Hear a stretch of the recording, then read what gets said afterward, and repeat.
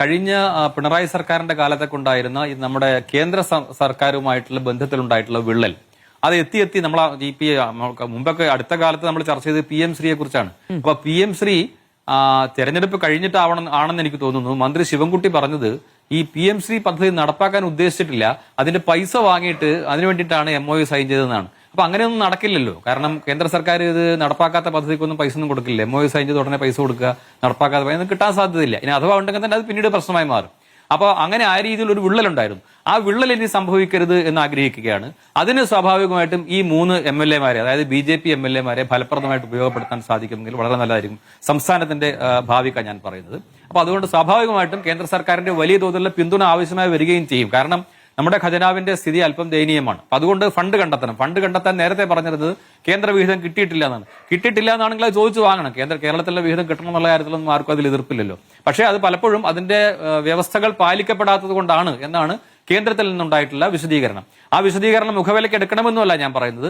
എവിടെയാണ് ഇതിന്റെ വസ്തുത എന്ന് പരിശോധിച്ചിട്ട് കൺസ്ട്രക്റ്റീവായിട്ട് നമ്മൾ സൃഷ്ടിപരമായിട്ട് മുന്നോട്ട് പോകുന്ന ഫെഡറൽ സംവിധാനത്തിൽ കേന്ദ്ര സംസ്ഥാന സർക്കാരുകൾ തമ്മിലുള്ള ബന്ധം മെച്ചപ്പെട്ട രീതിയിൽ മുന്നോട്ട് പോയാൽ തന്നെ കാര്യങ്ങൾ നടക്കുകയുള്ളൂ. അപ്പൊ അതുകൊണ്ട് ആ രീതിയിൽ അങ്ങനെയുള്ള വാശിപിടുത്തങ്ങളോ ബലപിടുത്തങ്ങളോ ഒഴിവാക്കിയിട്ട് രാഷ്ട്രീയത്തിന് അതീതമായി കേരളത്തിന്റെ വികസനം എന്ന വിഷയത്തെ കാണണം. ഇത് ഞാൻ പറയുന്നത് കേരളത്തിൽ നമുക്ക് കുറെ കാലമായിട്ട് വികസന പദ്ധതികളില്ല. ഞാൻ ഏതെങ്കിലും രാഷ്ട്രീയ പാർട്ടി ഉദ്ദേശിച്ചോ അല്ലെങ്കിൽ മുൻ സർക്കാരിന്റെ ഉദ്ദേശിച്ചോ പറയുന്നതല്ല.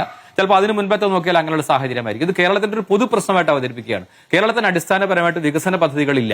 ഞാൻ ഇനി അടുത്ത പറയുന്ന കാര്യം രാഷ്ട്രീയമാണ് പറയുന്നതെന്ന് വിചാരിക്കരുത്. നമ്മൾ ബംഗാളിൽ BJP ഇപ്രാവശ്യം ഇലക്ഷനെ നേരിട്ടപ്പോൾ പറഞ്ഞത് ലുക്ക് ഈസ്റ്റ് പോളിസിയാണ് നേരത്തെ BJP പറഞ്ഞു. ഇപ്രാവശ്യം പറഞ്ഞ ആക്ട് ഈസ്റ്റ് എന്നുള്ള പോളിസിയാണ്. അതായത് ഇന്ത്യയുടെ ഈ പറഞ്ഞ കിഴക്കൻ ഭാഗത്ത് നമുക്ക് വലിയ ഒരു എക്കണോമിക് ഹബ് ഇല്ല. നമുക്കിപ്പോ സൗത്തിൽ നമുക്ക് പറഞ്ഞാൽ നമുക്ക് ബാംഗ്ലൂർ ഉണ്ട്, അല്ലെങ്കിൽ ഹൈദരാബാദ് ഉണ്ട്, അല്ലെങ്കിൽ അഹമ്മദാബാദ് ഉണ്ട്, ഇങ്ങനെയുള്ള സ്ഥലങ്ങളുണ്ട്. ഡൽഹി വികസിക്കുന്നുണ്ട്. പക്ഷെ അതേസമയം കിഴക്കൻ ഇന്ത്യയിൽ അങ്ങനെ ഒരു സ്ഥലമില്ല. അപ്പൊ അങ്ങനെ ഒരു സ്ഥലമായിട്ട് കൽക്കത്തയെ വികസിപ്പിക്കണം. എത്രയോ മുമ്പേ കൊൽക്കത്തയെ ആ രീതിയിൽ വികസിപ്പിക്കേണ്ടതായിരുന്നു. വീണ്ടും ഞാൻ രാഷ്ട്രീയമല്ല പറയുന്നത്, പക്ഷെ നിർഭാഗ്യവശാൽ അത് ഉണ്ടായില്ല. അപ്പൊ ഇനി ഇത്തവണ ചെയ്യേണ്ടത് അതാണ്. അപ്പൊ അത്ര വലിയ ഒരു പദ്ധതിയാണ് വെസ്റ്റ് ബംഗാളിനെ സംബന്ധിച്ച് BJP മുന്നോട്ട് വെച്ചത്. ഞാൻ വീണ്ടും പറയുന്നത് കേരളത്തെക്കുറിച്ച് അങ്ങനെ ഒരു പദ്ധതി മുന്നോട്ട് വെച്ചില്ലെന്ന് കുറ്റപ്പെടുത്താൻ ശ്രമിക്കുകയല്ല. കേരളത്തിൽ അങ്ങനെ ഒരു പദ്ധതി വേണം, അല്ലെങ്കിൽ ഒന്നിലധികം പദ്ധതികൾ വേണം. കാരണം കേരളത്തിലാണ് ഏറ്റവും നല്ല മനുഷ്യ വിഭവശേഷിയുള്ളത്, ഏറ്റവും നല്ല കാലാവസ്ഥയുള്ളത്, ഏറ്റവും നല്ല സീപോർട്ട് അവൈലബിലിറ്റി ഉള്ള സംസ്ഥാനമാണ് കേരളം. അതുകൊണ്ട് കേരളത്തിന്റെ വികസനം എന്ന പദ്ധതി മുന്നോട്ട് വെച്ചിട്ട് വിഷണറി ആയിട്ടുള്ള ഒരു രാഷ്ട്രീയ നേതാവാണെങ്കിൽ VD സതീശൻ ചെയ്യേണ്ടത് അതാണ്. രാഷ്ട്രീയമൊക്കെ മാറ്റിവെക്കുക. ഞാൻ പറഞ്ഞത് BJP-ക്കാരെ വിളിക്കണം എന്നല്ല ഞാൻ ഈ ഘട്ടത്തിൽ പറയുന്നത്. ആരാണോ പറ്റുന്നത് അവരെ വിളിച്ചുകൊണ്ടുവന്ന് കേരളത്തെ സംബന്ധിച്ചിടത്തോളം വളരെ നിർണായകമാണ് ഈ 5 വർഷം.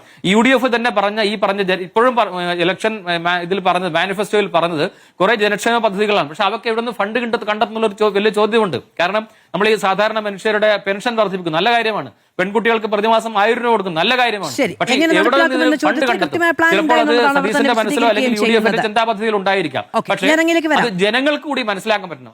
അപ്പോഴാണ് സുതാര്യത. ഞാൻ പറയുന്നത് ആ പദ്ധതി എങ്ങനെ നടപ്പാക്കാം എന്നുകൂടെ പറഞ്ഞിരുന്നെങ്കിൽ അതിൽ സുതാര്യത ഉണ്ടായിരുന്നു. ആ സുതാര്യത കൊണ്ടുവരേണ്ടതാണ്. പദ്ധതി പ്രഖ്യാപനങ്ങൾ ഉണ്ടാകുന്നുണ്ടോ, അതെങ്ങനെയാണ് നടപ്പിലാക്കുന്നതെന്നൊക്കെ ചോദിക്കുകയും ചെയ്യാം.